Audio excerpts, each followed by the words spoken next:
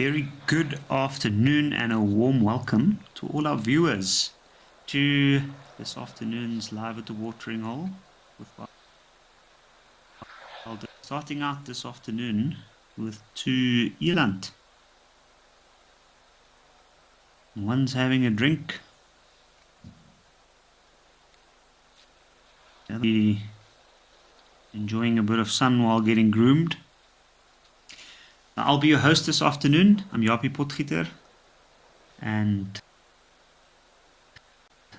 this Saturday afternoon's got to offer us around the watering holes. What a great way to start. Very, very interesting antelope indeed. And looks like the wind's blowing quite a bit there. You can see the one near the water got a little bit agitated with all the oxpeckers. It wasn't even wagging its tail, it was just blowing in the wind.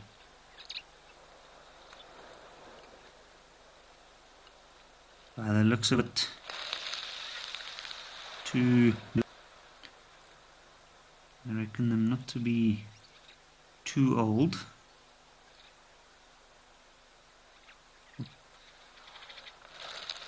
Two bulls. A little bit of a age difference in the two, with the one having quite a decent dewlap developing, but from the length of their horns, I don't think there's too much competition or serious fighting going on.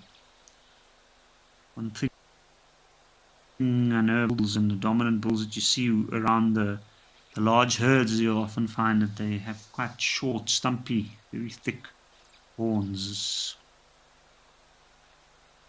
They get quite a lot, try to defend their role and their position, and then also by making themselves look bigger and the horns of things, plant material, some mud. They tend to wear them down, and they become quite short.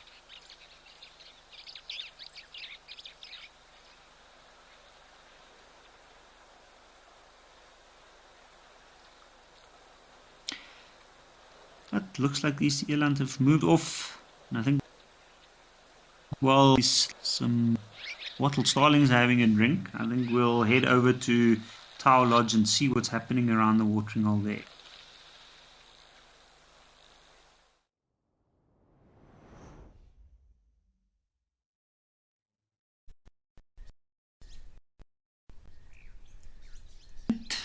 We have known crocodile amongst the grasses.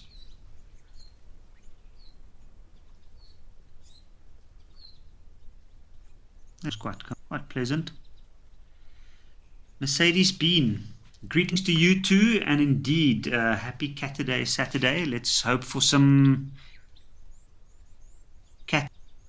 It's certainly time of the year where there's lots of action happening around the watering holes, and cats, being predators like this crocodile, are always opportunists. And what better place to look for an opportunity than around the watering hole? By the looks of it, I can see looks closed. It looks like he's been basking like that for a while. Can't see any heck already, and then of course the cooler mud underneath. What a pleasant spot up on the bank, away from the deeper pools. I guess he had a lot of visitors. Tried to move away and enjoy the quieter inner banks.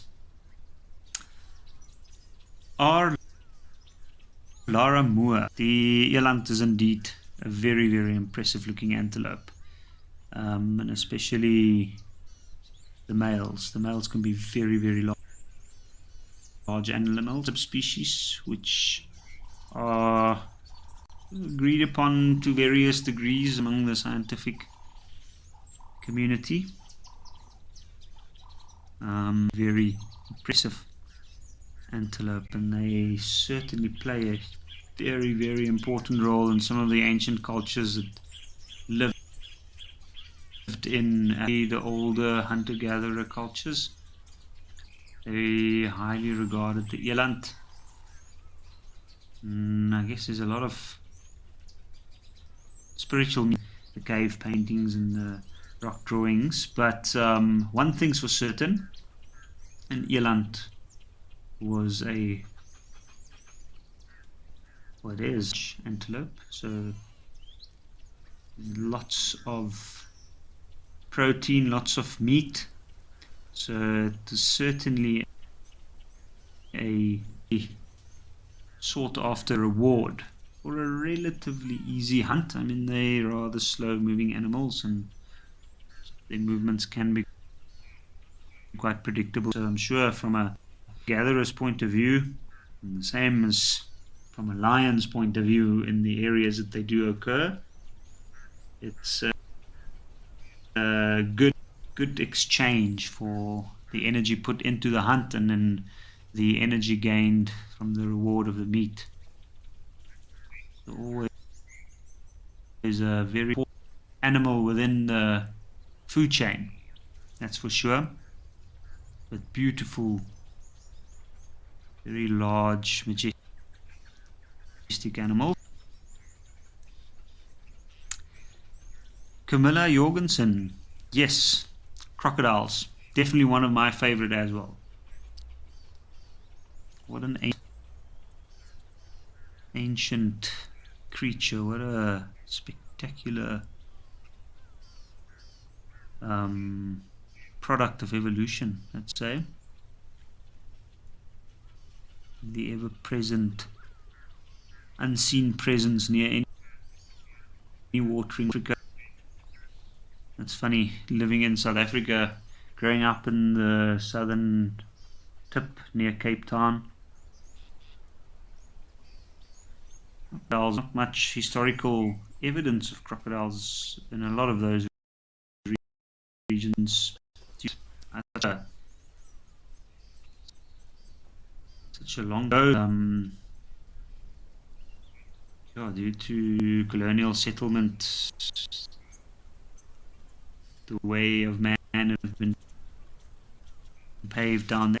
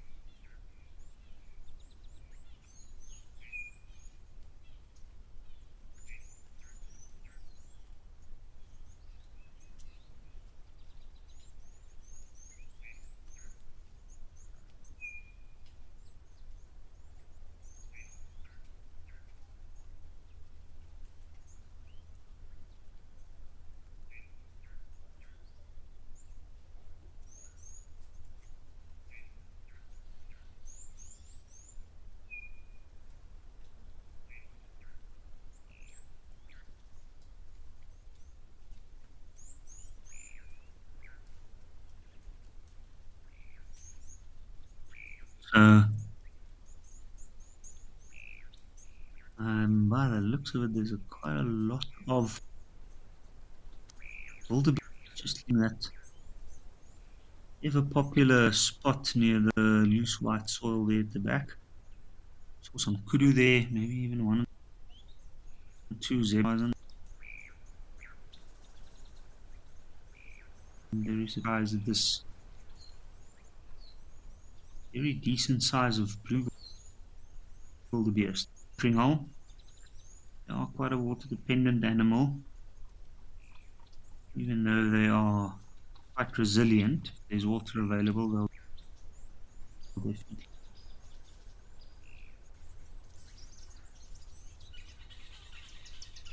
Uh, they also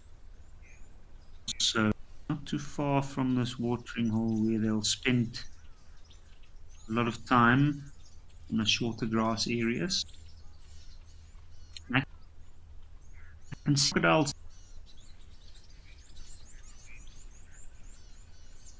that's amazing. I was wondering about that.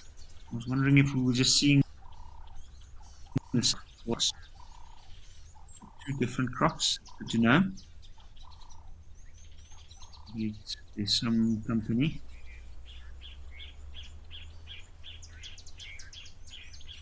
Crocodile being quite a notoriously feared and misunderstood creature. I guess most people don't really think about social lives of these animals, but they are remarkably social, actually.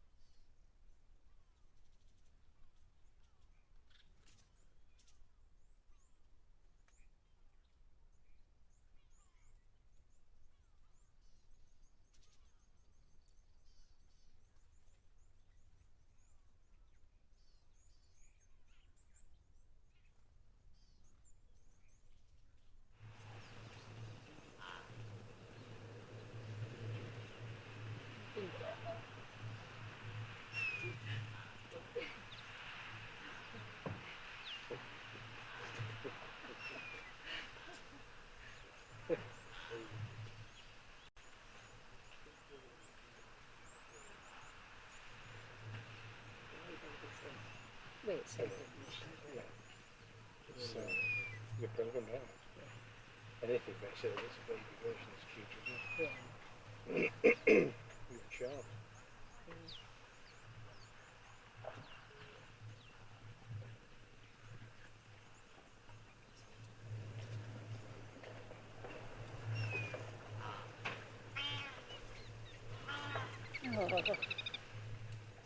Is that it? Mm. Going its trunk. Got water outside, isn't it?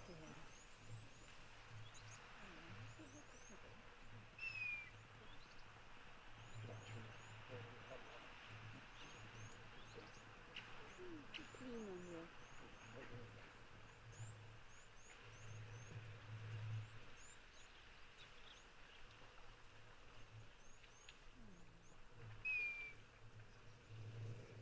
Something on those 2 stones. Yeah. No.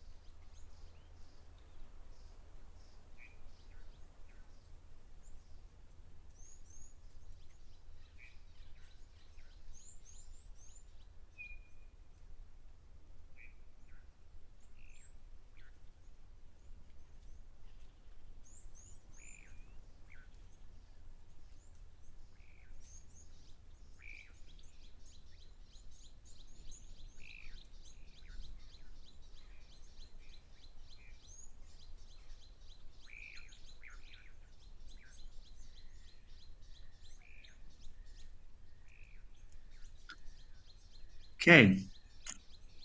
Apologies, I just had a little bit of a microphone issue there, but it seems like we are now at the Victoria Falls Safari Lodge in Zimbabwe, and what a spectacular sight. Just look at all those large birds.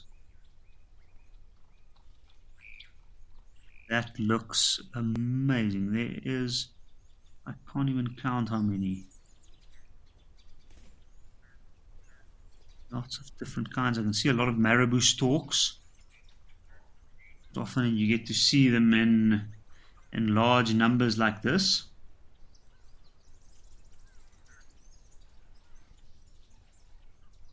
See a lot of vultures flying up above.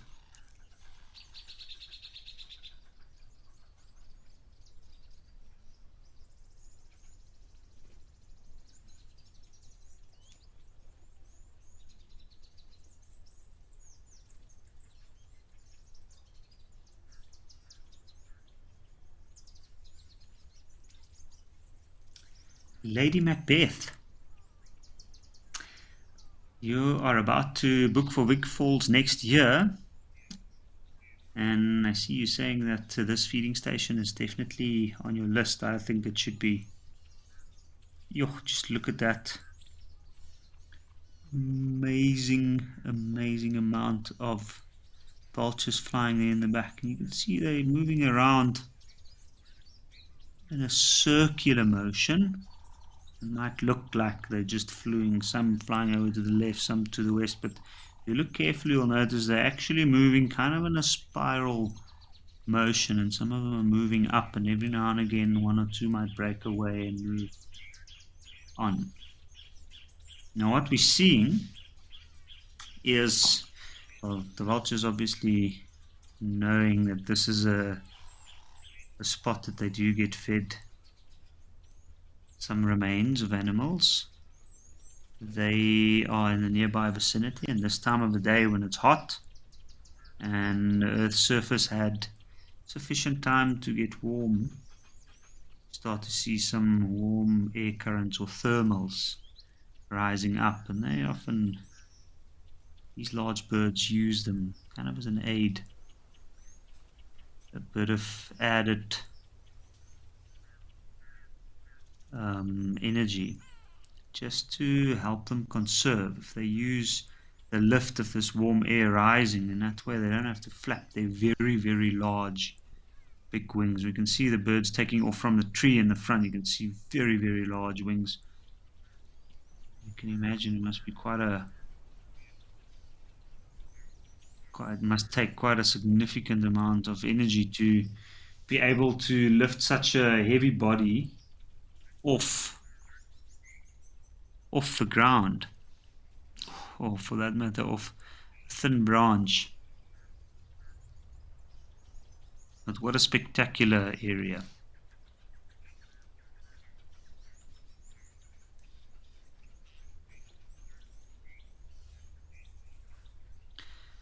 While these vultures are utilizing the warm air and looking for food over the wider area, I think we'll head over to Aldonio where we've got some giraffe.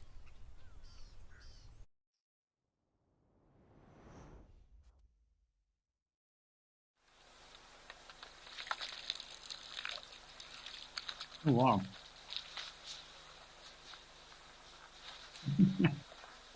All three bringing up their heads at the same time, almost like they knew that the camera was coming to them. Just to introduce themselves, show themselves.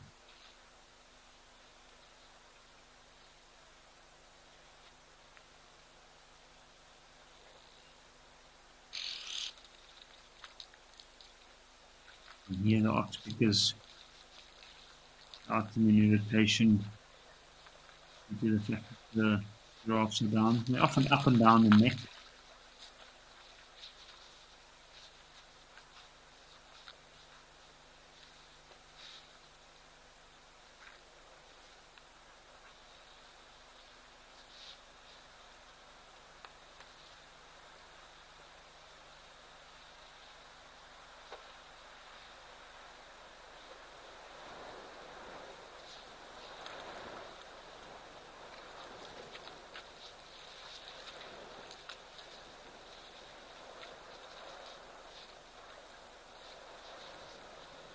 It looks like three young boys traveling together. And the middle one seems quite young compared to the other ones.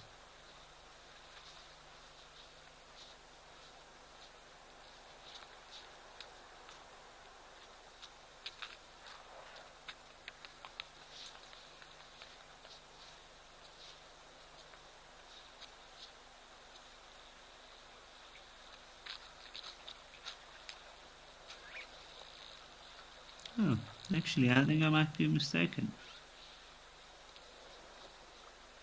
Seeing that there's another, what seems to be a female giraffe coming in. I think the one closest to us as well.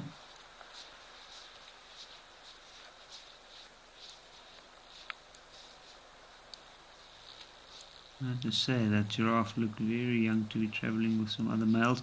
And there we go. Let's have a look and see. I saw that male giraffe moving off from the water now. Was just dipping his head as he passed that female.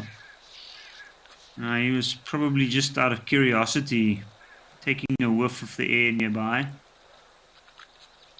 I often find the male mammals, whenever they move past the females, I might just take a whiff, especially near the back end of the female, just to inspect. As we can see with this big male giraffe, should be interesting to see what he does. If he's just coming in for a drink, or if he might check out some of these females.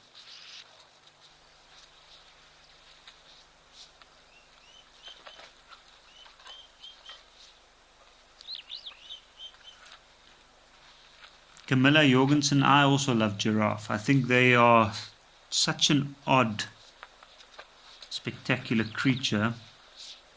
Here we can see exactly what I was talking about. You can see that big male giraffe is bending his neck down. He's sniffing near the back end of that female.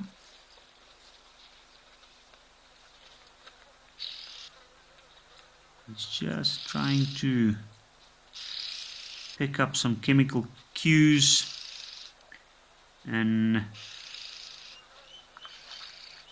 sort of scoping out her reproductive state.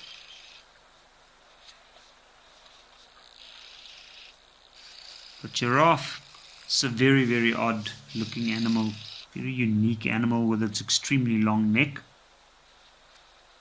which, interesting enough, is they have the same amount of neck vertebrae as we do. The only difference is one vertebrate is about 23 or just over 20 centimeters long. What a huge neck bone.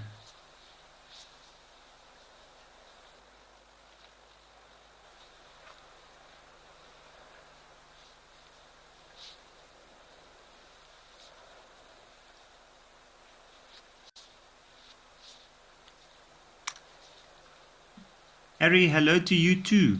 Greetings from South Africa. And thank you very much. We really appreciate the greetings all the way from the Netherlands.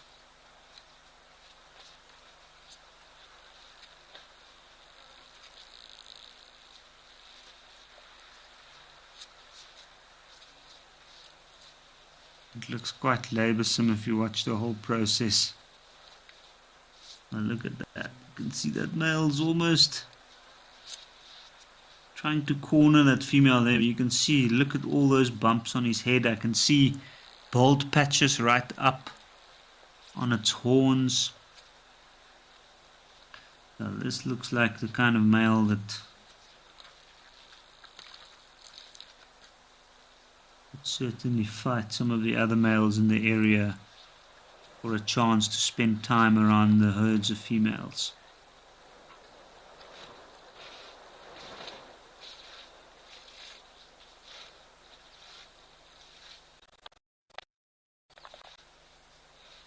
Amazing to see how at the end of the day, no matter what the size, his very big size will certainly aid him in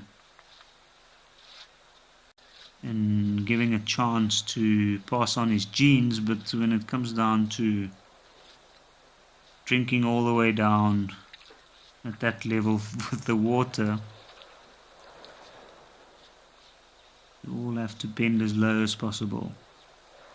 Now it's interesting to see, and this is something I haven't actually looked at that often, but I can see with the little rocks being built into the side of this pan, you can see the hooves split quite a bit,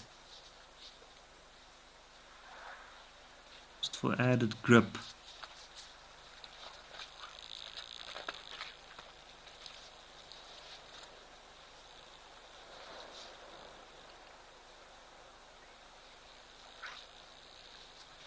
See the wiggle of the leg, those front legs. Certainly not a position they can hold for too long. Now it's got one bird on the eye and one bird in the ear.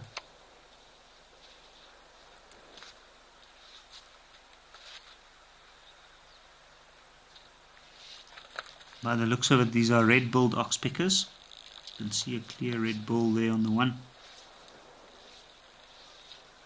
Interesting little birds, and interesting relationship here. Seems to be a little bit of debate on this type of relationship. The birds certainly does aid these large animals. I mean, a big giraffe like this, having such a long neck, have a lot of areas it's quite hard to reach, to clean and groom. And they pick up a lot of ticks moving through the bush and other skin parasites. So the birds certainly helps in cleaning them. They kind of comb through their layers of fur very carefully, and they pick out some of the clearly visible parasites. But interestingly enough, the birds are actually after the blood. Usually engorged ticks are filled with quite a bit of blood, so the bird picking off the tick gets quite a bit of blood from that, but if there's an open wound, we find that they tend to sit near the wound and they keep picking at it, so the wound takes a while to heal and it often keeps bleeding. And due to that, some people in the scientific community might argue that it's a semi-parasitic relationship where the bird gains a little bit more than the animal. But I guess it depends on the individual giraffe as well, and the bird, the needs. There's certainly quite a lot of these oxpeckers here.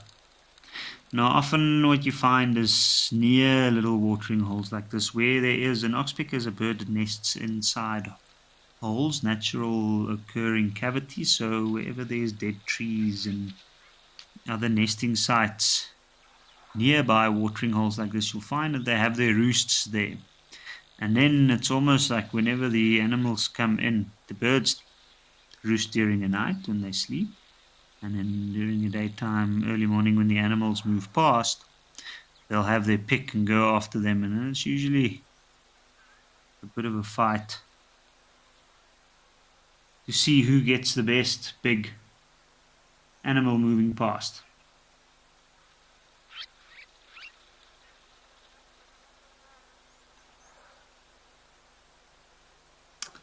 Our Lara Moore, it's indeed a coloring book. Blue sky, what a beautiful blue sky. That is certainly a blue African sky. A little bit of cloud, as we know from around the tropical areas. Always a little bit of cloud. The green center line and then the yellowy golden grass color. For me personally, that is how I am always reminded of the bush, and it's a color scheme that I've come to love quite a bit. Coloring book blue in the sky, the green middle line, and then of course this time of the year we have the golden grass.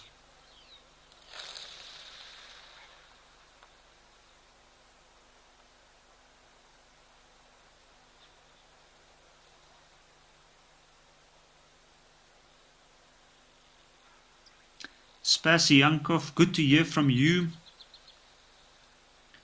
And you're asking if giraffes have something like bonds in the herds. They certainly do, actually. And for a long time, giraffes have been one of those curious creatures, not just in the way they look, but also in the way they've been studied.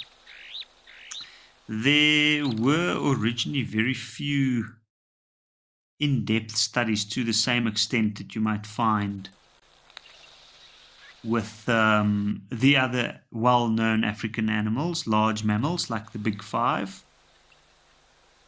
And giraffes actually, yeah, they were not as focused on, and they kind of went under the radar. But more recent studies do have certain groups. They were believed to have more of a loose association, and they generally traveled between different groups, but there's certainly some family bonds that form. Related female giraffes, and then of course the older males tending to be a little bit more nomadic, but they'll move within a certain region where they'll be known in and amongst the female herds in the area.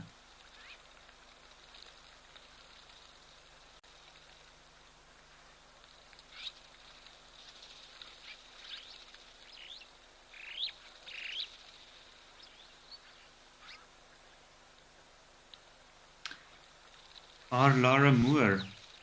So giraffe legs, yes, they are certainly long, and they definitely aid them to reach the leaves higher up. And due to having the longer legs, they have the longer necks to drink. I know, to get back to the previous questions from Spasiankov, same thing, giraffes being understudied, and some of these theories over the years have changed quite a bit, and it still keeps changing every now and again. And I guess it's as people gather new information or as new methods or technology become available, we tend to be able to pick up on certain things we haven't been able to in the past. And due to that, I know one of the main supported theories currently with giraffe legs and necks is more so, it certainly gives them an evolutionary advantage in terms of competing for food.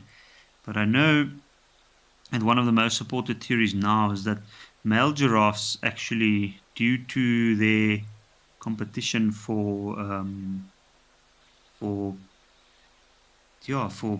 reproduction, where they have to fight each other in order to gain a certain social standing, in order to be able to have access to more females and be accepted by the females, they tend to have evolved to the point where their necks grew even longer, more so than what they reckon would be a sufficient evolutionary advantage for obtaining food. And due to the males' necks giving them advantage for reproduction, the entire species kind of evolved to have longer necks, which gives them not only the advantage when they're fighting, but also the advantage for finding food. Although it certainly has its anatomical and functional challenges, which the animal has amazingly overcome in many various ways. They also, I think it's also more of a combination of a lot of these factors actually. And even though some of it might be more kind of like a side product of evolution, I think it certainly shaped it in a way that it's got more than one function.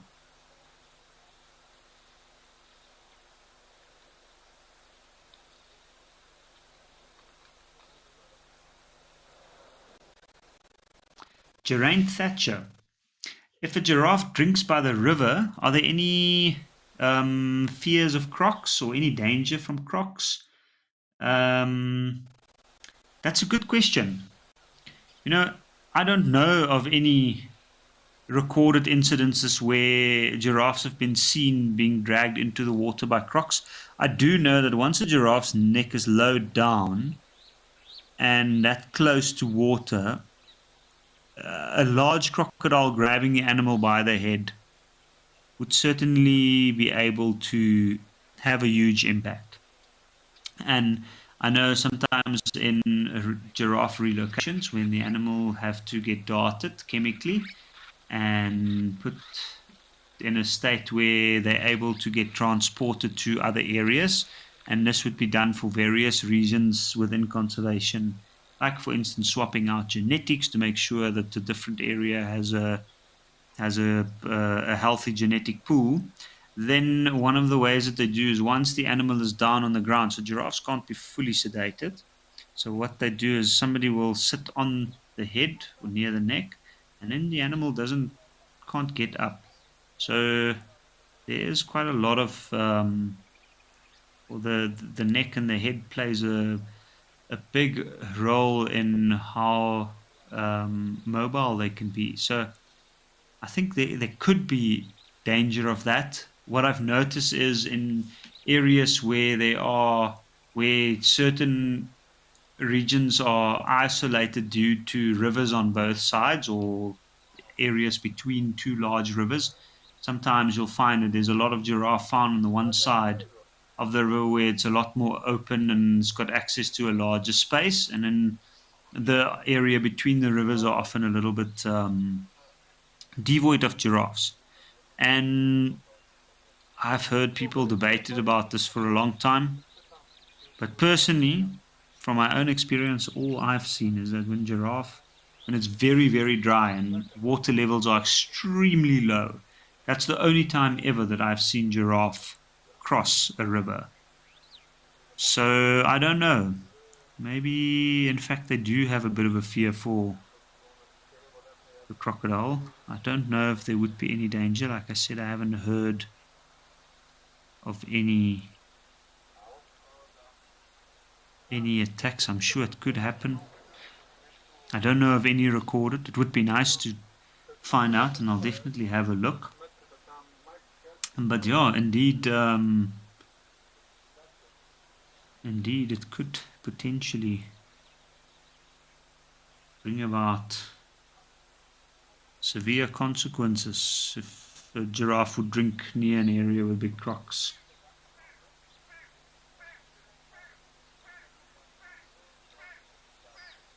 Spasyankov, happy birthday to you. I'm very, very happy to hear that you're enjoying these views on your birthday. What a splendid way to spend your birthday. Yeah, they've certainly been quite productive.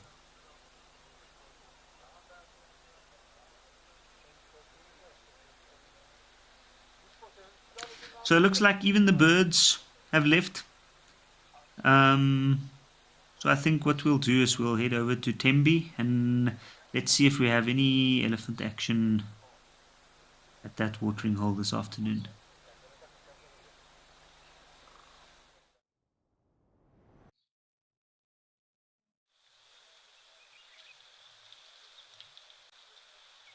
And we've got one elephant this far.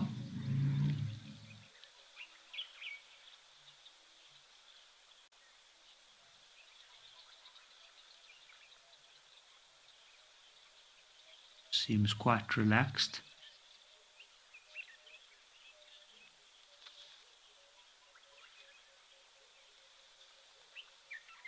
By the looks of it, it's overcast that side as well. I know there's a cold front over most of the northern and eastern parts of South Africa today, and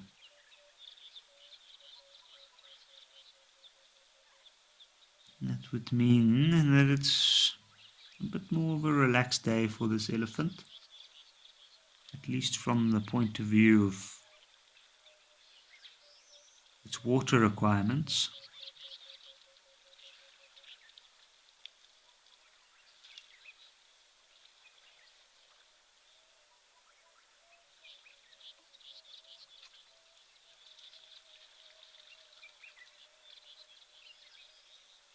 Now notice this animal is only drinking, it's not splashing itself.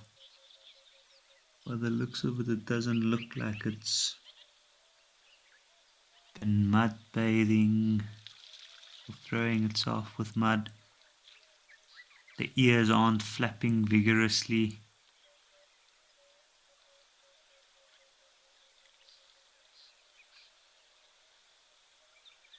He's quite content with just a drink.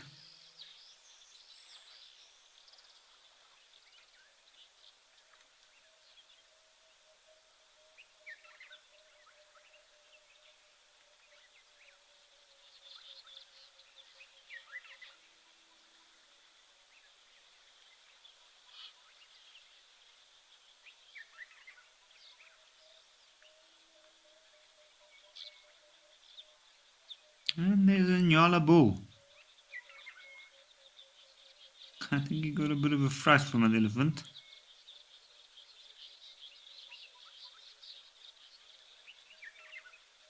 Moving off in a slow motion run there. Always find larger antelope. They seem to be running in a slow motion almost. Well, at least some of them. The Nyala, the eland.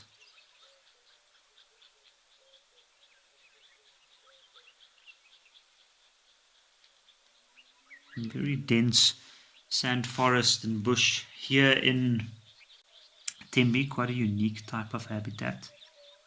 The undergrowth is mostly sand, and then very, very unique trees and vegetation that grows on it. Slow growing trees, it can get very old, some of them, but perfect habitat for browsers and animals that live off the leaves of trees, like the elephant, as well as the inyala.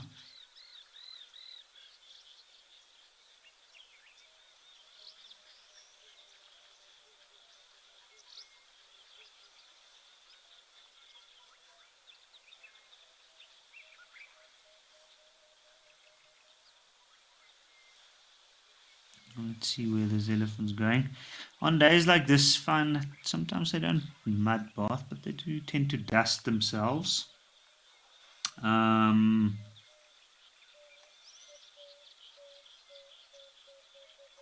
he seems to be heading over to, there's almost neon green leaves there. It looks by like a thorn tree. So it must be one of the former acacias. It's just sprouted new leaves, so that would of course be a well sought after delicacy for this elephant currently. And you can see he's got the advantage of the long trunk. He stays well out of the thorns. Just putting his trunk in, you can see he's stretching a bit up the hill.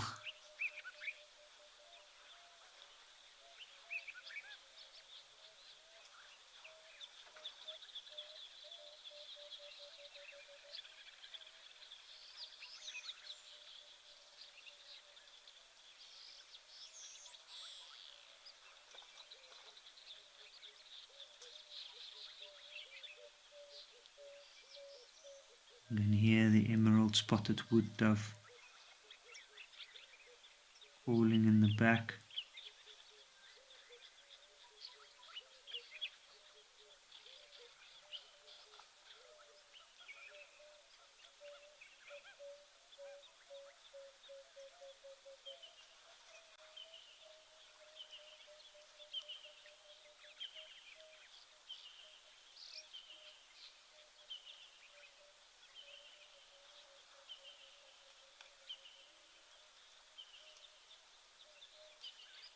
I can hear him plucking off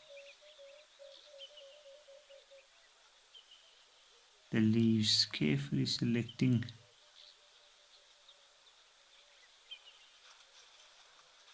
pieces of the branches in between those thorns.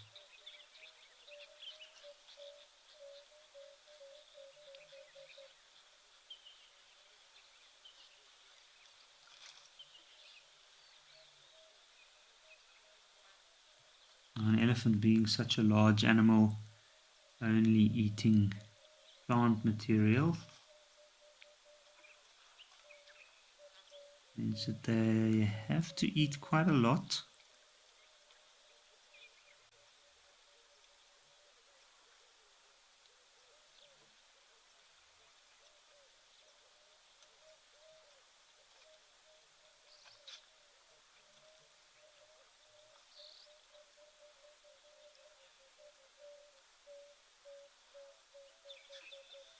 And they spend most of their day actually feeding.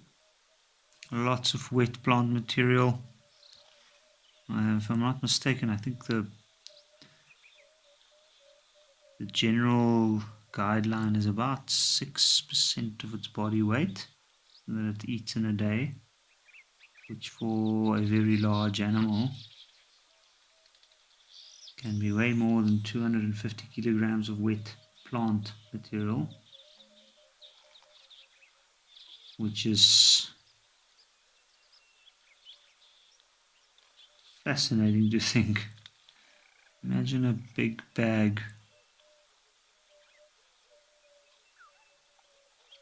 a huge bag of wet leaves plucked from trees.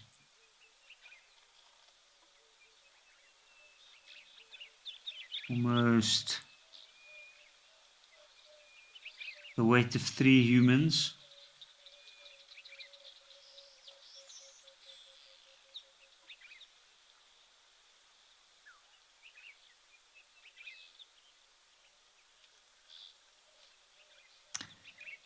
While this elephant keeps feeding, which he might for a little while, seeing that that's the brightest green tree around this area now, let's head over to Stony Point and see. We've got a lizard there.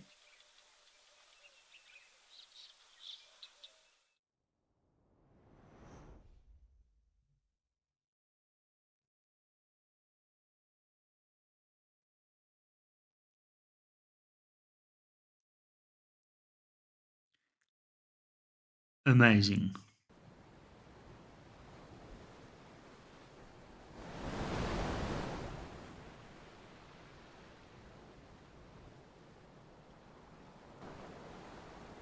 Just look at that, motionless.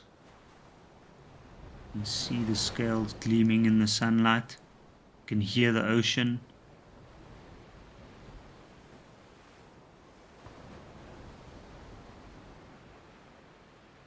You can see lots of flies flying around, or insects, flying insects. Probably part of the reason that this lizard is sitting so motionlessly here.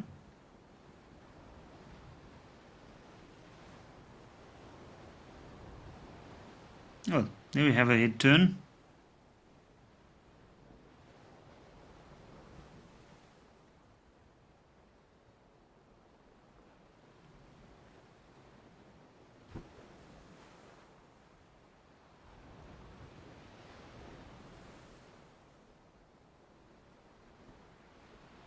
What a comforting sound, the sound of the ocean.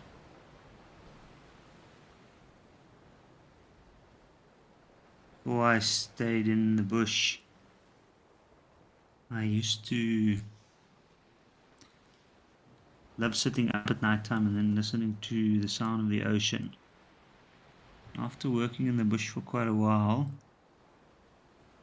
I tend to reach a point where I actually miss hearing the sound of the hyena call at night. So what do we have here? It looks like an Egyptian goose. That's pretty convenient. It looks like it's just plucking some of that little shrub next to it and lining its nest. You can see the down feathers outside the nest. Lined it for warmth. Oh, so I've just heard that this goose has actually got 3 eggs currently. That's pretty amazing. So of course, in that way, if it can, it'll upkeep the nest like this, and those down feathers play an essential role in keeping those eggs warm and incubated currently. The lizard, by the way, was a girdled lizard. I think I forgot to mention that.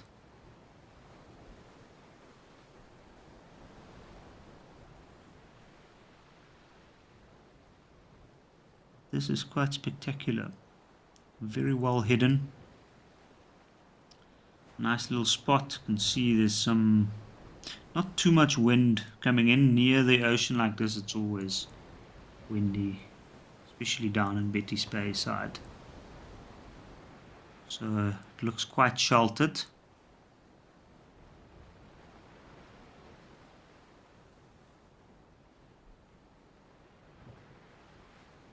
Got something stuck in her beak there.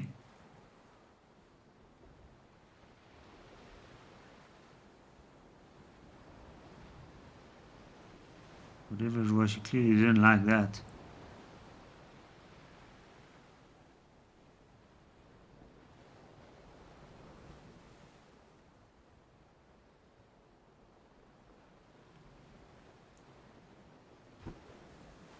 Now, I'm not sure exactly what that little plant might be, but I wonder if it is a fragrant little plant.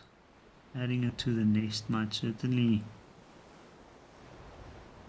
aid in keeping certain parasites and insects at bay. But of course, whatever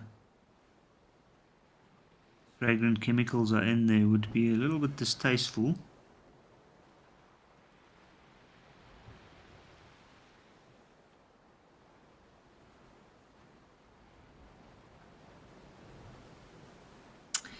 Kinsley, what is down feathers? Down feathers are usually feathers from lower down on the bird, the smaller feathers. It's usually found in between the chest area of the bird and lower down, and they're like smaller, much softer feathers. Initially, when birds, after they hatch, they have a layer of down feathers to protect themselves, but they are feathers that sometimes get pulled out and used to line the inside of the nest because they are quite they play a very good role in insulating and warming a nest up.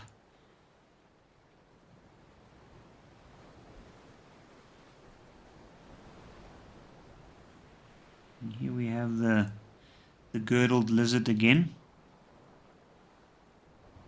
And by the looks of it, the lizard's eyes are almost closed, so it's trying to get whatever heat it can on these rocks. And these rocks are full of life. Now, as even if the cold wind or breeze is going down there, of course, the rocks will heat up as the day goes along, and they will also keep that latent heat a lot longer, providing these lizards with a much needed heat for its metabolism. Since it's a reptile, it needs to regulate its body temperature with external measures. What a good vantage point.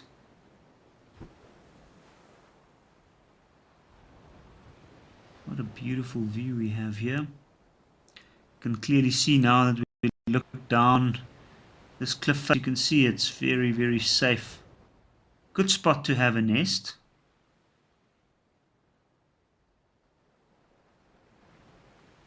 See what looks like a bit of lichen on the rocks there. What do we have there? A very lazy hyrax. The rock hyrax.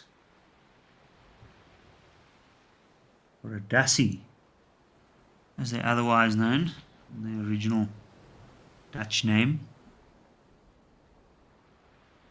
Seems like it's quite a relaxed afternoon out here at Betty's Bay. Ever vigilant. Hyrax has got its eyes open just to make sure it's not relaxed. Very quick, nimble little creatures. This good tummy scratch there, but they are at risk from aerial predators, especially larger birds of prey. So they do make sure that they always have one eye up in the sky. Oh, there's another one.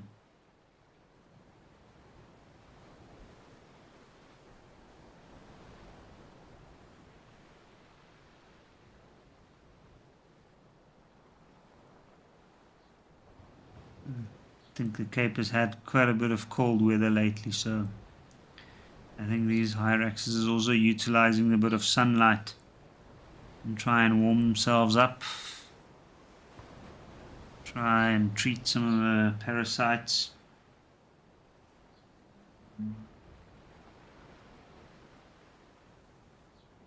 Jupiter. Are dassies oceanic rodents? No, they actually not. Well, the rock hyrax, you often do find them near rocky outcrops and the cliffs near the ocean, but they are not aquatic at all. They just utilize the rocks itself.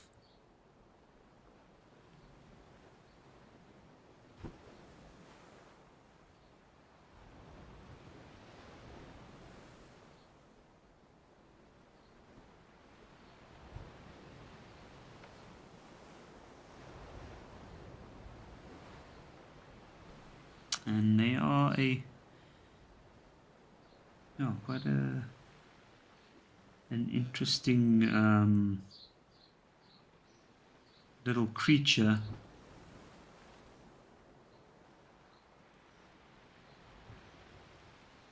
They are in their own family,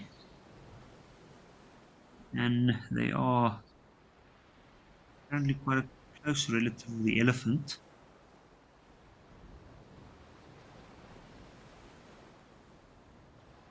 These little herbivores, quite agile.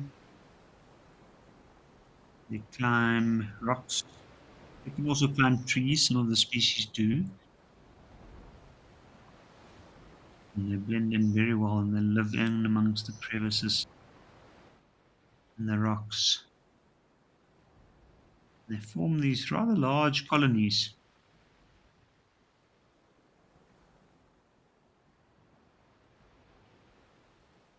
Oh, looks like a cozy little spot here. You can see that Egyptian goose is still very diligently incubating the eggs. I think let's head over to Oldonyo. We'll see what else we have at the watering hole there.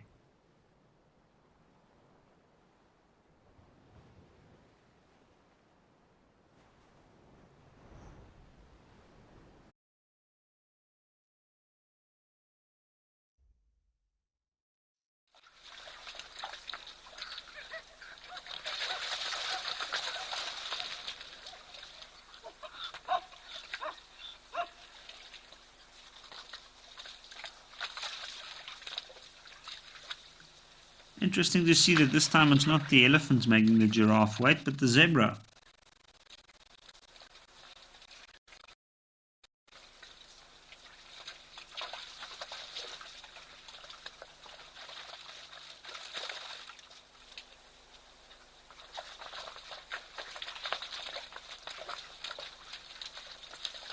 The zebra and the eland.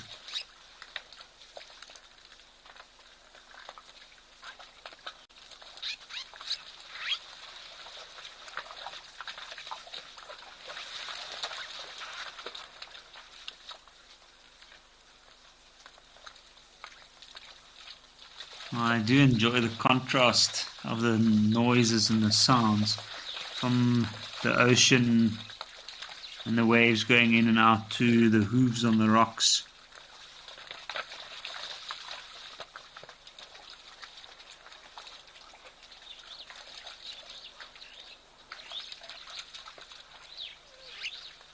One zebra dust bathing there in the side. Lots of loose dirt around this watering hole, lots of hoof movement coming through, so loosening up that topsoil, providing the perfect opportunity for the zebra to roll in the dust.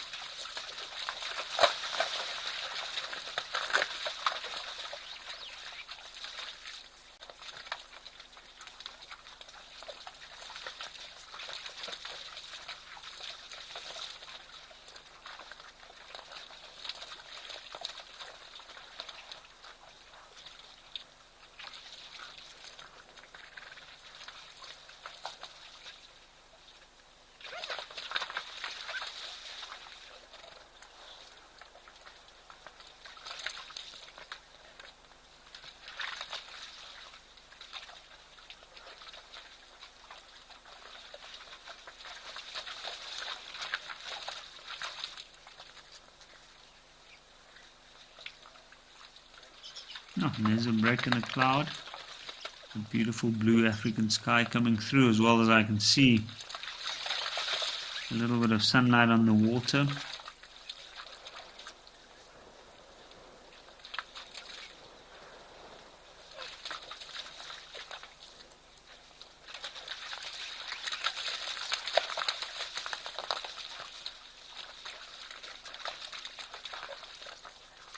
You can see some of the younger zebra getting a bit agitated with the proximity of some of the others.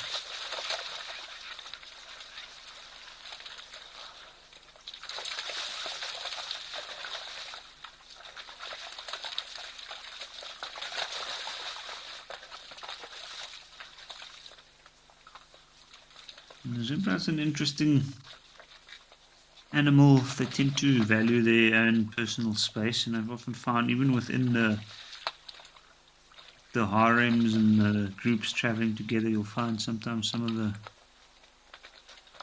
females can be quite temperamental. Other females or other young gets too close, they might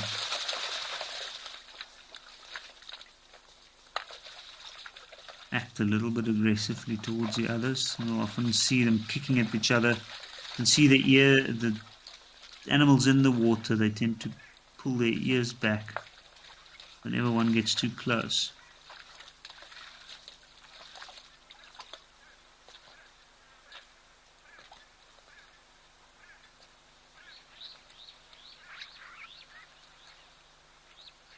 Well, they seem to have momentarily settled the space debate there and accepted the fact that more than one can drink from the water at once.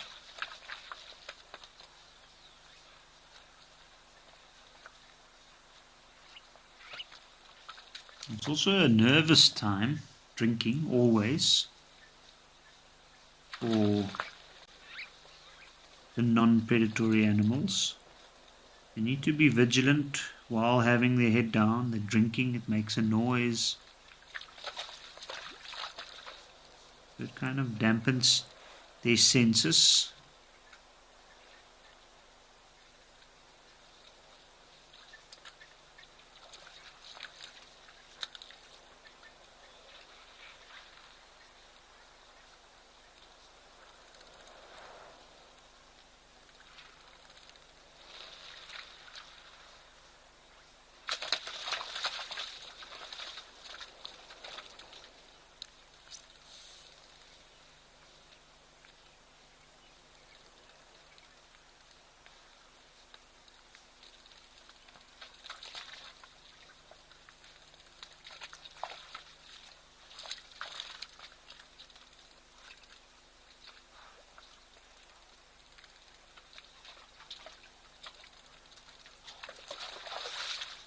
And here comes an oryx.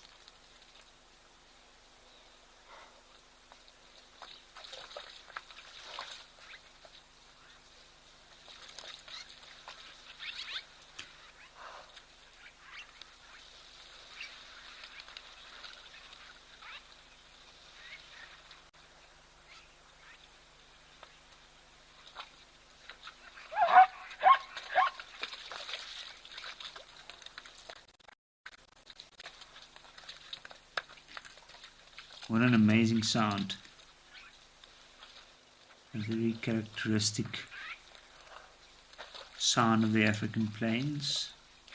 The zebra calling. Sounds quite frantic usually.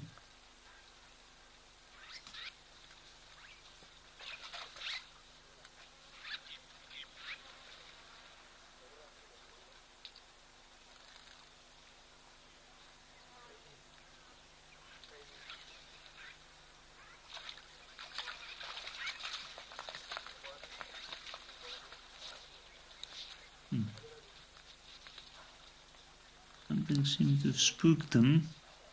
Also, I saw one was chasing after the other. You'll find sometimes in a moment of nervousness, zebras are spaced too closely and they might take out their frustration on one of the nearby animals, and often that coincides with a bit of a bite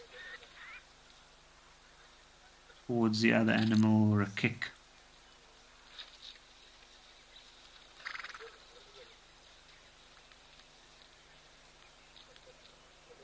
Sarah, you're asking if hooves are made out of keratin. Indeed it is.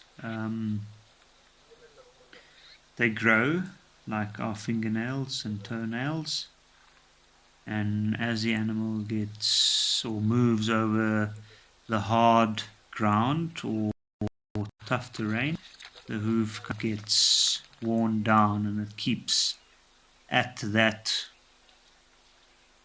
one level that it's comfortable at to move. But yes, indeed, it is keratin, same substance as what the outer layer of horns is made up, as well as our fingernails.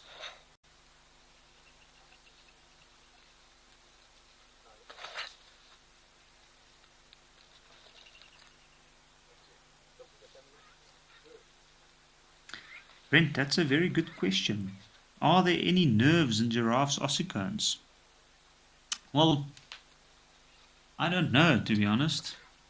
And that's something I'll have to look out. I know when they start out, they are cartilage and they are detached from the skull.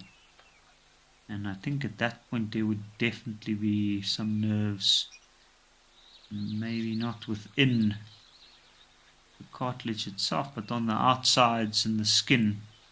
And then as they attach themselves later on in a giraffe's life to the skull, that attachment forms through a deposit of dermal bone. So I'm pretty sure that right on the outer liner there might be some nerve endings, but it's probably very little. And that might be due to the fact that they do use them for fighting. I mean, I think it just wouldn't make practical sense of there being a lot of nerve endings within the horns if it is used for that. But then again, I don't know if that's the same for male and female. So it's a very good question. I think something that I'll have to look up and do a bit of research on, to be honest.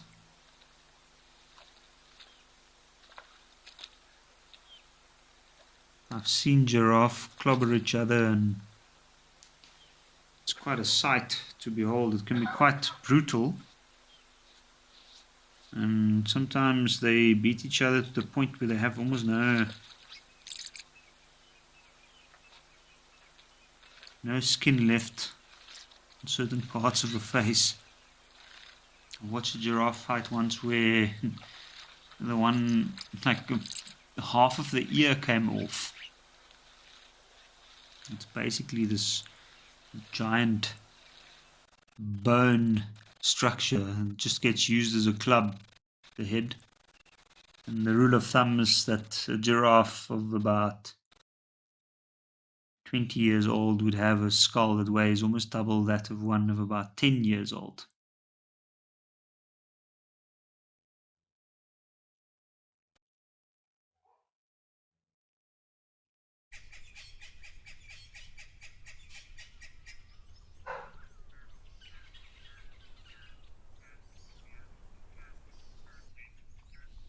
It seems like we've lost old Donio there, so we are back at Tau, where we have a warthog near a rock. I didn't see, it didn't look like that warthog was covered in mud, but then again, they don't always have to be covered in mud to scratch themselves. A good scratch helps with a lot of things, not just spreading the mud, but also removing old skin.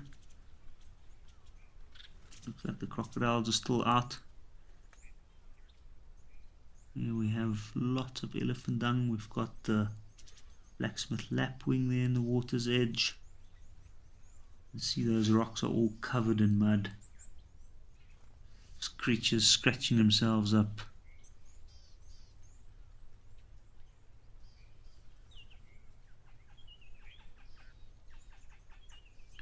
You can see just from all of those boluses there, not the white rocks that we can see, but the darker brown rock-like structures towards the water. It's almost most of it is elephant dung. And clearly a testament to the amount of activity that this watering hole is currently seeing. And when you look at that barren landscape compared to this lush green grass in the water, you can see why it's so popular. Safe little haven. What do we have here? It looks like we got some moorhens.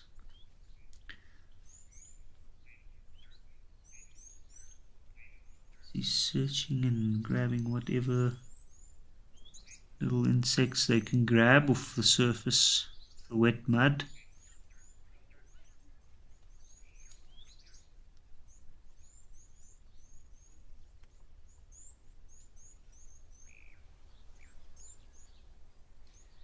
And there we can see the barren hills. We can see the zebra moving back. With their heads hanging low like that, looks like they are almost reluctant to move back. Oh, and here we have a waterbuck.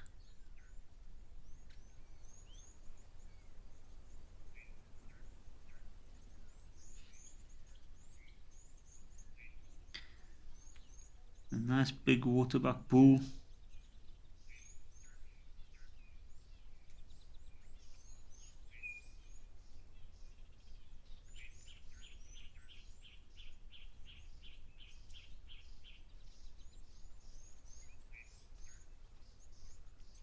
For a moment there I was wondering whether he was just bending down on his front limbs to reach the grass.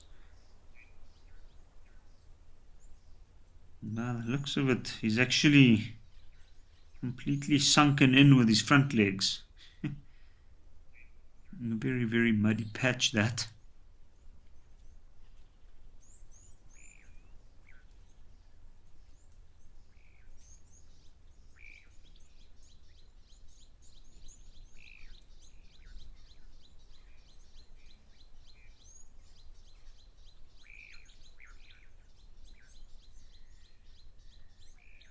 You can see the one grey heron. There's a crocodile over there. This waterbuck doesn't seem too bothered. But judging from the size of that crocodile, I think it's very unlikely, unless things get way more desperate than this, that croc might attempt anything with a waterbuck of this size.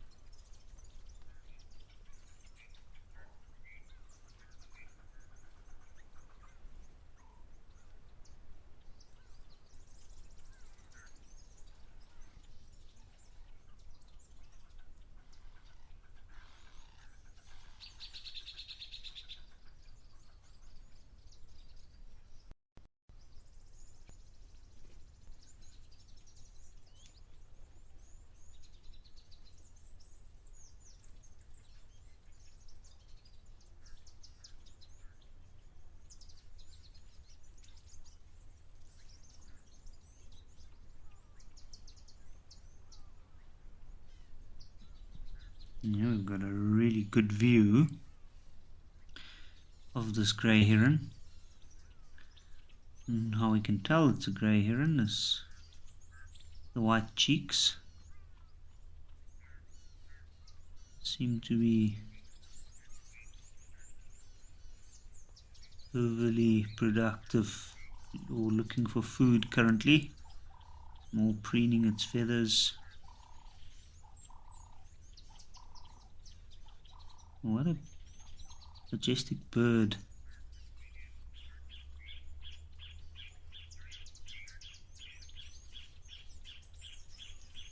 Very sharp spear-like bill.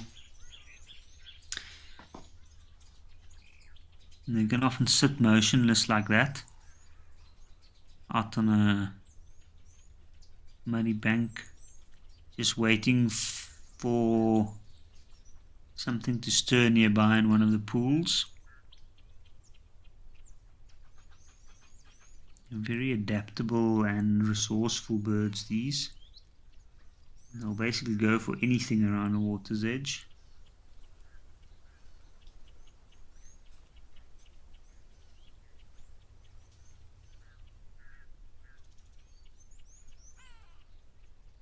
I can see this waterbuck, something's drawn its attention. I was thinking earlier, it wasn't looking up quite a lot, which is unusual for an animal near the water. but I guess he's been here for a while maybe. It looks like a younger bull. Judging from the size of the horns, it's got a very long coat and the body size compared to the head size. It looks like this animal's still got a bit of growing to do.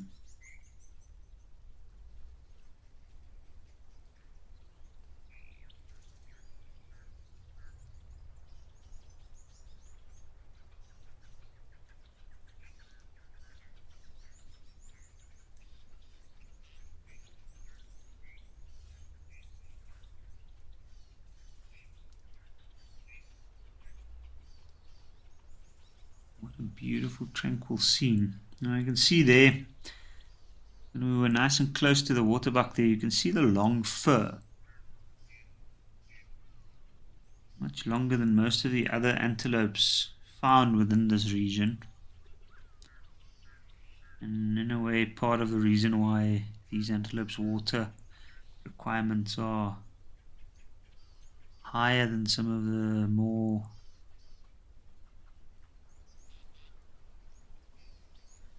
some of the antelope, it's more adapted to the open plains areas. So waterbuck always found near water, hence the name waterbuck. But apparently there used to be quite a numerous antelope back in the day, found all over southern Africa and Africa, always near water. There were a lot of water around. A lot of the areas where major cities in South Africa are built now used to be former wetlands back in the day before the colonial era. And then gradually a lot of it got dried out and laid bare for human settlement. But waterbuck is a very interesting animal. It's got a gland in its skin and it helps to coat its fur with almost like a waterproof substance. But because of that, a lot of people tend to think or have a misconception that animals like the lion don't really eat them, or predators don't really go after them, but they do indeed. I mean, I've witnessed lion eating and hunting waterbuck quite regularly where they are available.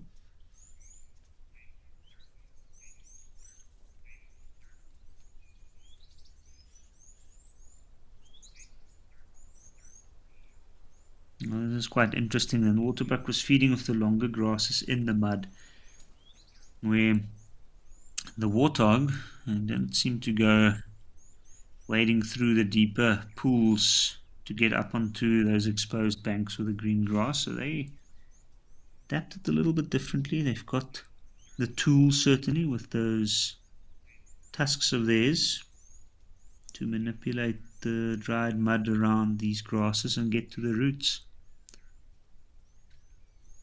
And that's what we see. We can see that got this very hard plate of cartilage in the nose, on the snout, and with that they kind of just shovel away whatever soil is blocking the roots, and then they can access the roots.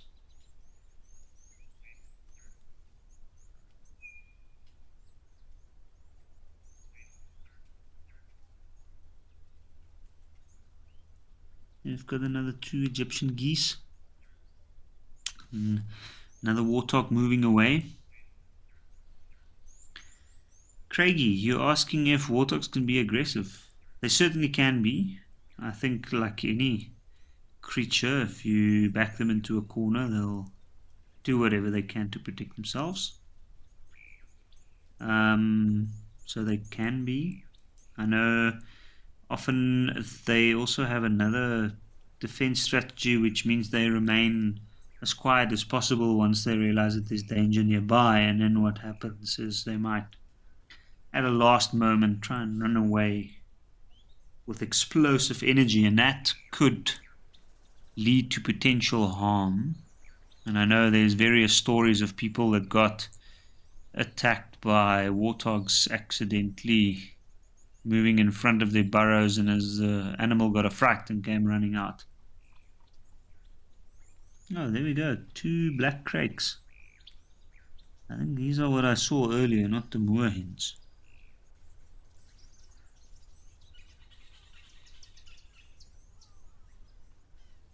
But yeah, so warthogs can be aggressive. Thelma, a big male warthog, they can weigh quite a lot. They can weigh more than 60 kilograms in extreme cases. So it's quite a substantial animal. They've got extremely thick, strong, robust necks from all that digging and shuffling in the ground. So they've got a lot of muscle. Females are, of course, a little bit less. They can weigh more than 30 to 40 kilograms, but yeah, they can be quite big.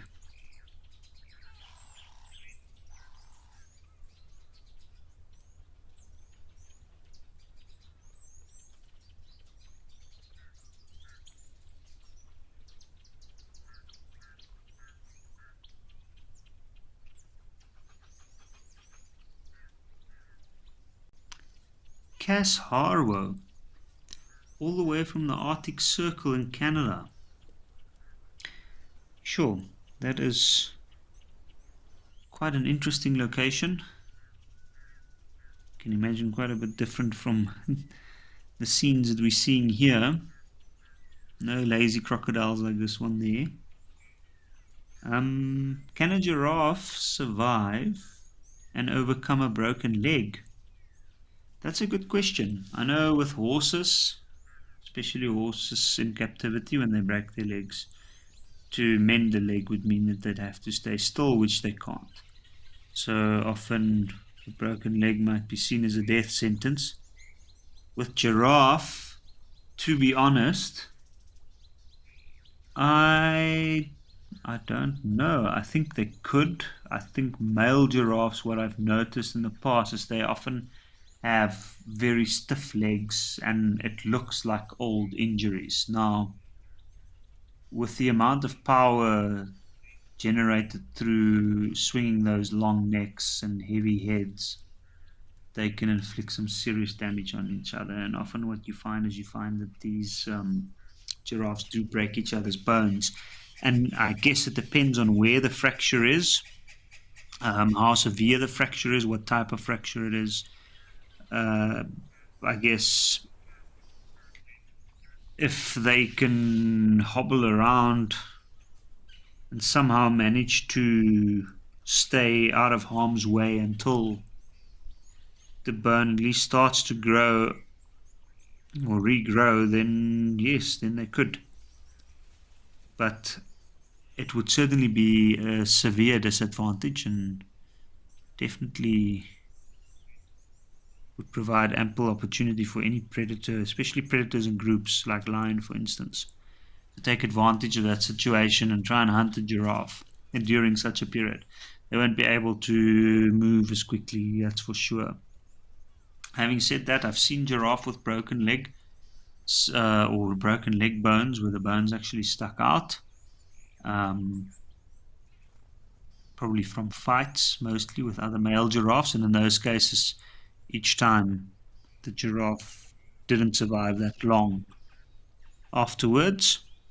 But that was not necessarily just because of the broken bone, that was also because those bones were protruding, meaning that there was some severe lacerations and infection crept in. So, but yeah, I can't see it.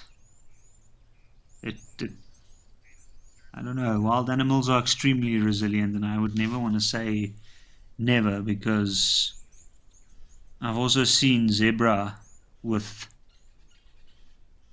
broken legs, like severely broken legs, and I always thought to myself, oh, the zebra is not going to make it. And then 6 months later, you see the same zebra and still has a broken leg or whatever part of the leg was severely damaged. It lost and got severed, and the animal's still moving along, somehow keeping up. So I wouldn't put it beneath the animal. I think in the right circumstances they could survive a broken leg, but it's definitely a severe disadvantage and a potential death sentence.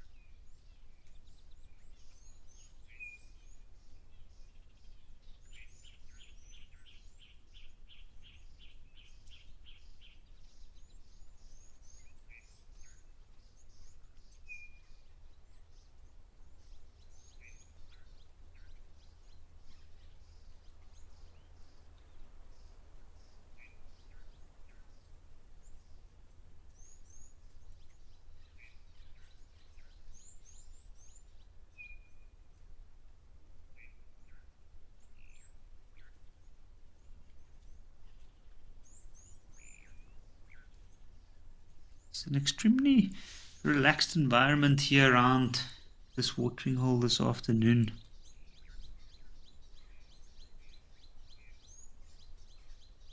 Lots of grazing animals around here, and even though the 2 crocs are present, it doesn't seem to affect the mood around this watering hole too much.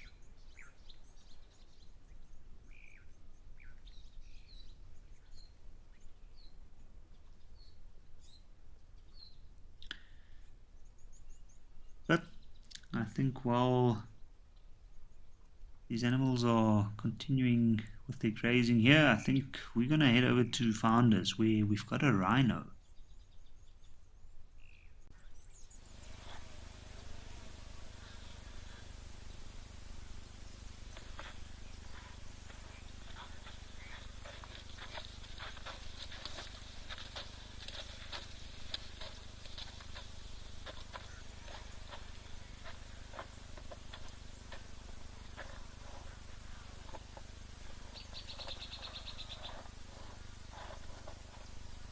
We've got 2 rhinos. That is amazing.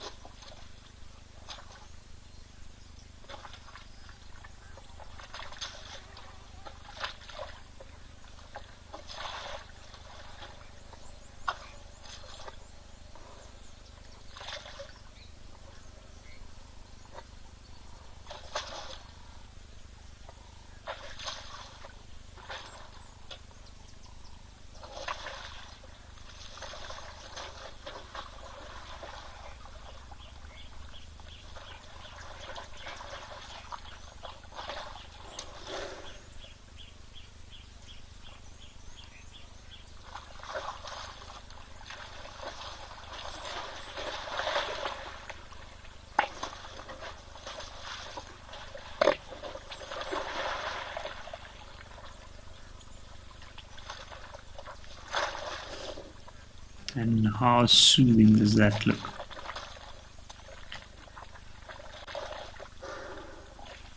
A little bit awkward. Making sure to cover as much of the body as possible.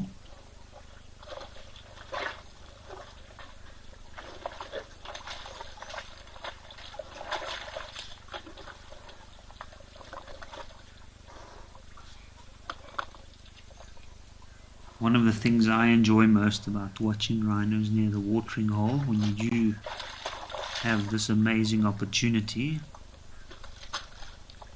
is the noises of those large, seemingly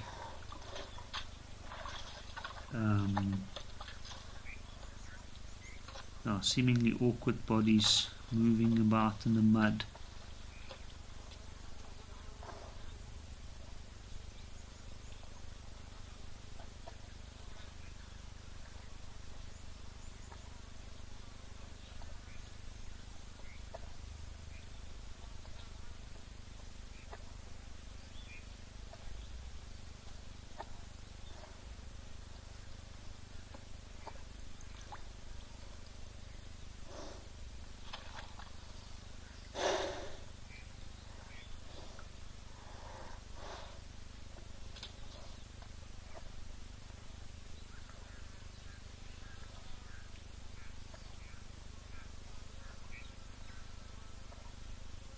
Oh, that's spectacular. Now let's see, I think the one at the back might go and rub himself up against that tree.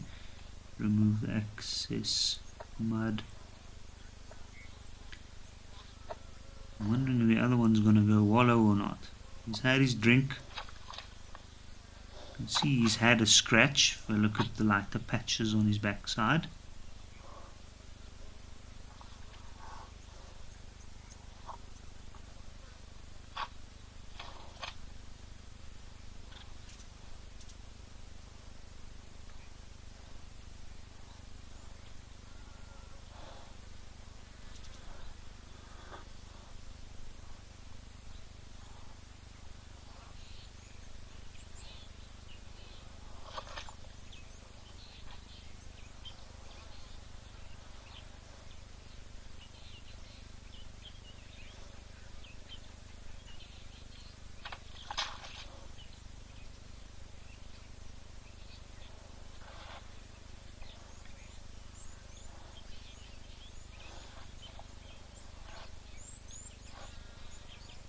See the guy at the back shaking the whole tree as he's scratching the area around his horns.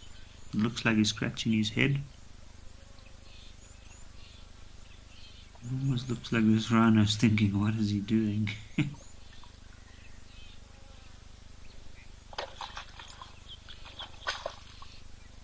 let's see, here we go. We're gonna get down and wallow.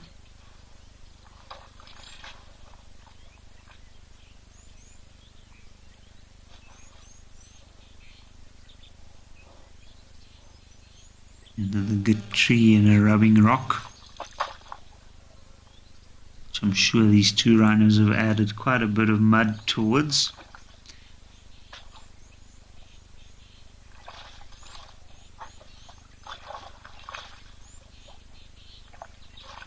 See, he's just sniffing where the other one's laid down, just inspecting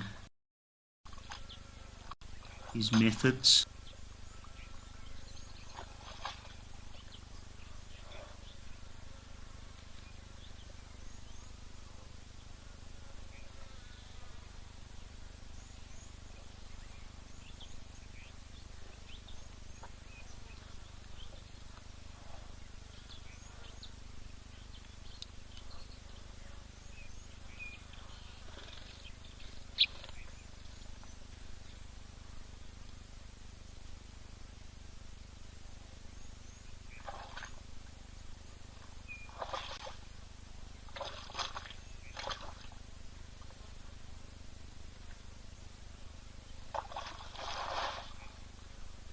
Quite a careful inspection of that wallow site. The other rhino was quite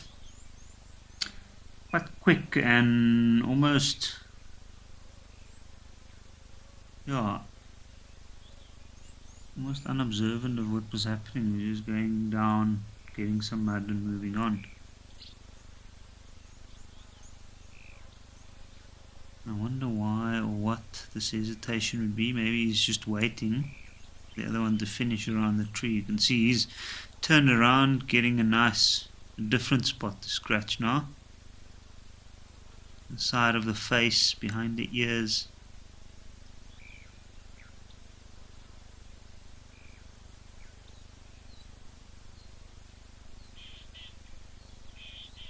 Massive creatures, these.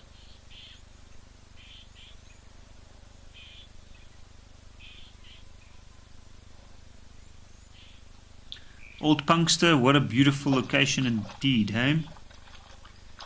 Very, very decent views of the nearby hillsides, open plains. Beautiful sight indeed. I agree. And of course, with spectacular animal sightings like this. These two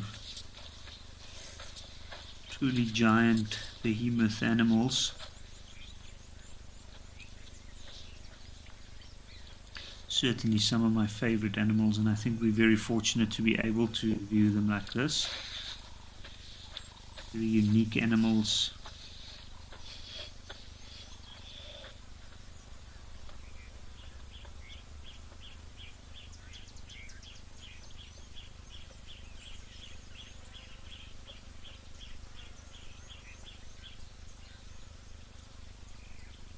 It was quite interesting to see. So only the one wallowed. Maybe he had another need for. I don't think, it doesn't look like it's extremely hot there today. And judging from the fact that the other one didn't have to wallow, maybe it was more of a maintenance routine for the one.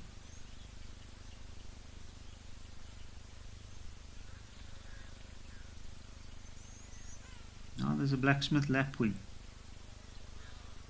around where the rhinos were. Often what we don't see that clearly and what we don't notice is these large animals like the rhino, the elephant. They're almost like little moving ecosystems in their own. So now whatever they might have brought something back, there might be some ticks stuck in that mud. I can see a lot of flies flying around there, and if we were able to be near that spot now, we might have been able to smell, and they often leave quite a pungent smell behind them, and that attracts a lot of flying insects and other things. And you find that birds, often other creatures, might move to the spots where these animals have laid down, where they go and they capitalize on those little insects and creatures that's followed it there.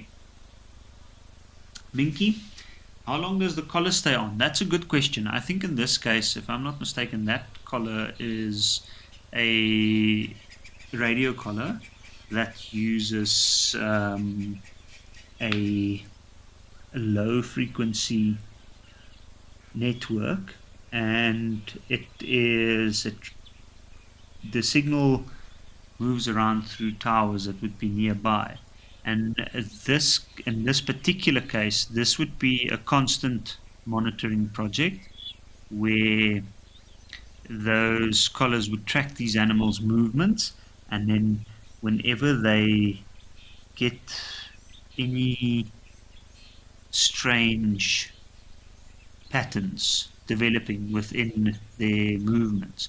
So what the technology does is it analyzes the movements of these collars over a very long period of time, and if there's any changes, then that would send out an immediate alert to the appropriate authorities, and then they'll investigate.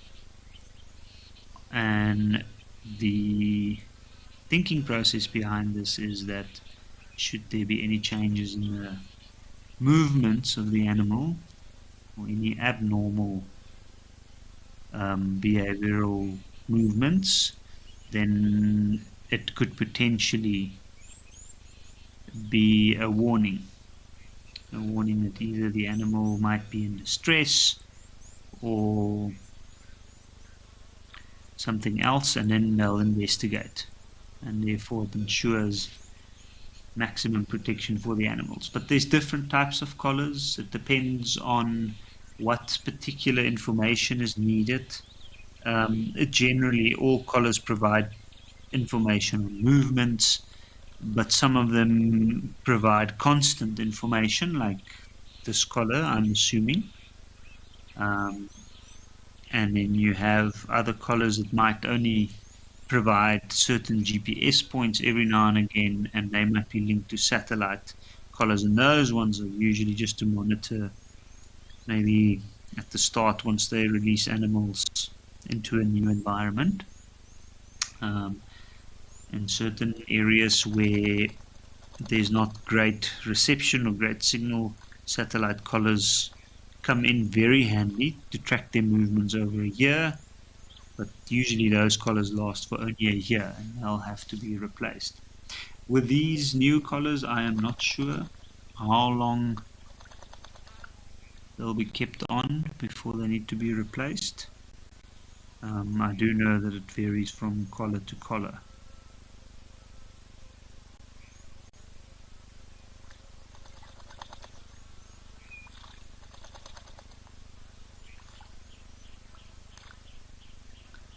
Well, while this blacksmith lapwing is enjoying its bath, we're going to head over to Okukuya to see what Africam has for us there.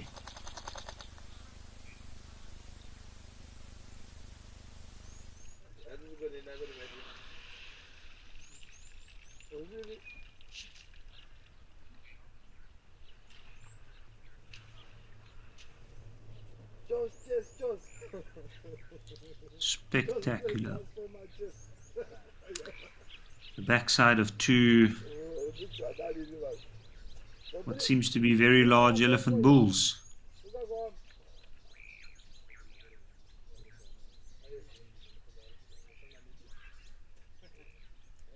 Just enjoying some solace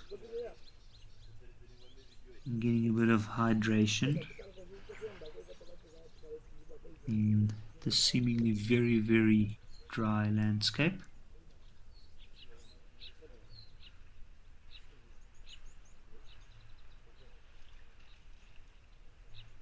It's interesting, both of them's got their trunks out towards the right.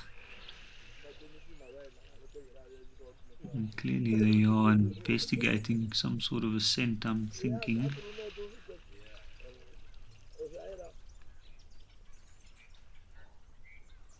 But just look at this landscape. What an incredible landscape. Wide open views.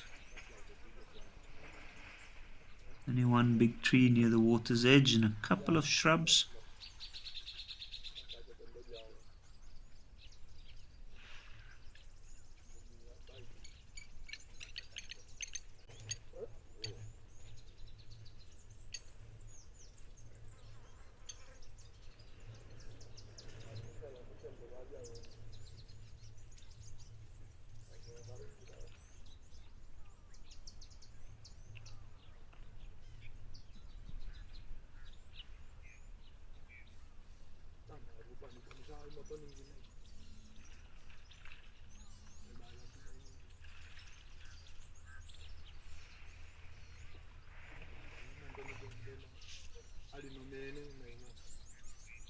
What an amazing landscape. Ooh, not a landscape that you would normally associate a large elephant bull with. But of course these pans here to Kikuyu is well known, being an extremely important water source on the surface for the large mammals like the elephant in these parts. And animals come from far and wide to come and have a drink here.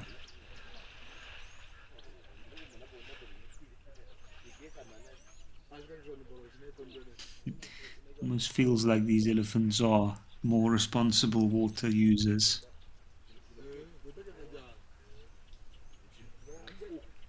Brent, how do the rocks not affect the elephant's feet? Good question. I was actually thinking that same thing. It looks very rocky around there. Look, I can see that there is quite a bit of movement of other game around the area, so I think now that they're moving away, we might see how they negotiate that rocky area, but it does look like small boulders with bare patches in between.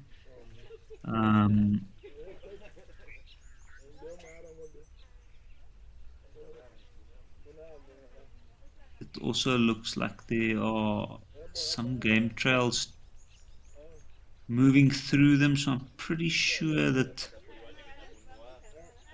these two elephants will avoid the areas that's completely covered in rocks.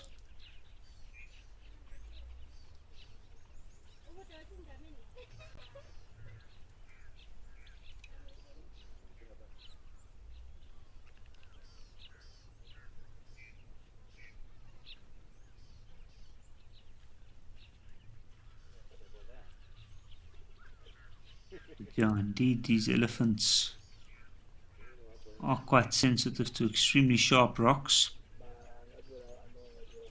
Often one of the natural ways used in certain game reserves to deter elephants from debarking trees or damaging trees, what people would do is they'd pack these sharp rocks with a sharp end facing up in these rows around the base of the tree, extending for a few meters, and that way it will stop the elephants.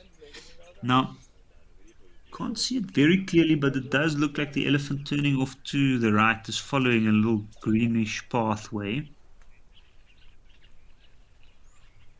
It looks like there is a pathway that is following. Having said that, sharp rocks do deter elephants, but elephants are quite comfortable moving over rocks. And I've seen elephants move way up onto mountains and up rocky pathways, which one would never associate with an area that an elephant would utilize, especially if it's after water. Now, I know in some of these areas in northern Namibia, water is extremely scarce, and the elephants in these regions are adapted to desert environments or very arid environments. And I've read and seen some, or read about and seen some amazing signs of areas where elephants would go to extreme lengths, areas that even we would struggle to get up to go and find water sources, ancient water sources that they know about through knowledge being passed down from one elephant to the next.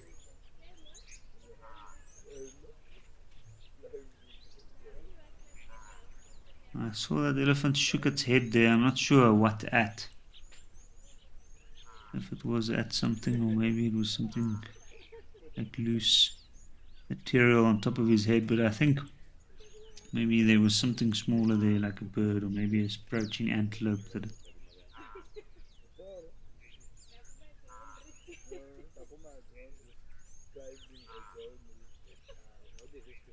And there we go. Following the same path as the previous one. Like I said, it looks like there is a clear pathway there. So I do think they know how to negotiate these rocks.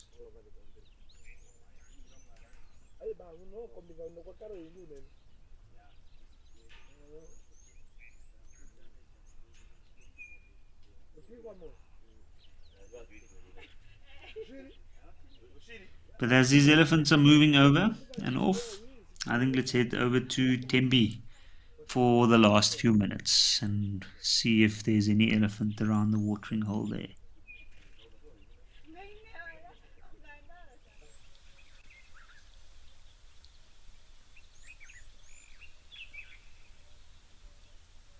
And there we have one elephant at the water's edge.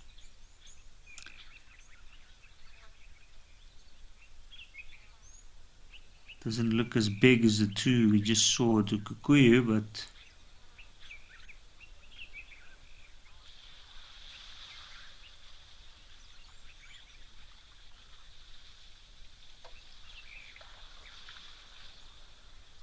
still an elephant. And interesting though, he seems a little bit more wasteful with the water. I'm saying wasteful, but not really. Especially in these habitats, all that water gets filtered back down into these watering holes over time.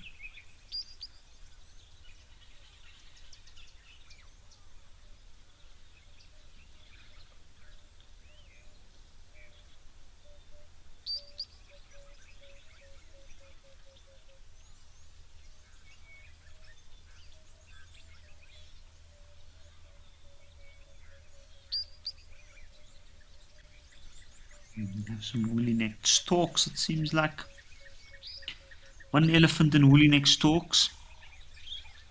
Now it looks like it's heated up around this watering hole a little bit from the overcast weather we saw earlier.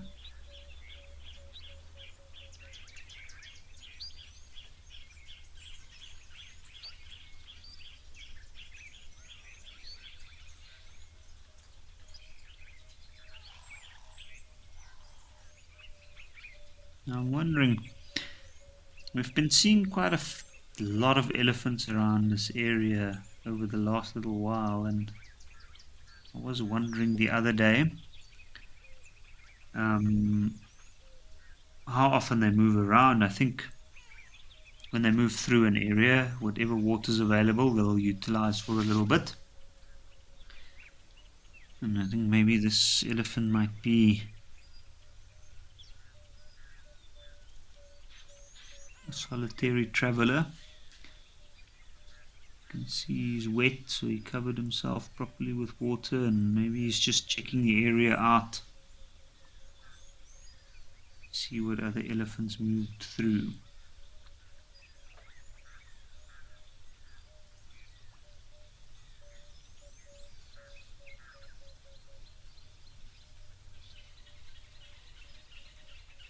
And it looks like he's just hiding away from the camera behind the tree there. Or, what we couldn't see, maybe it was something left on the other side by another elephant moving through.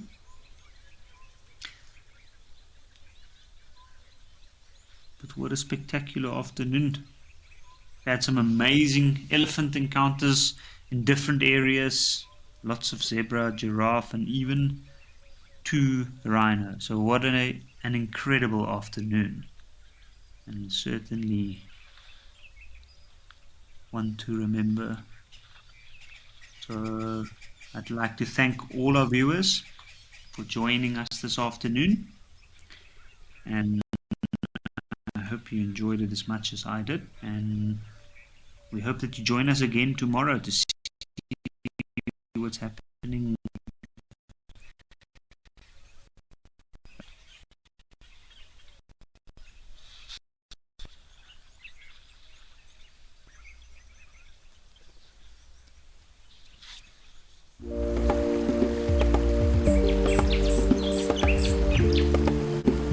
Us once again on our highlight show, coming directly here from Djuma Private Game Reserve here in the northern Sabi Sands. My name is Cedric, and behind the camera with me we've got Muscles and Paul.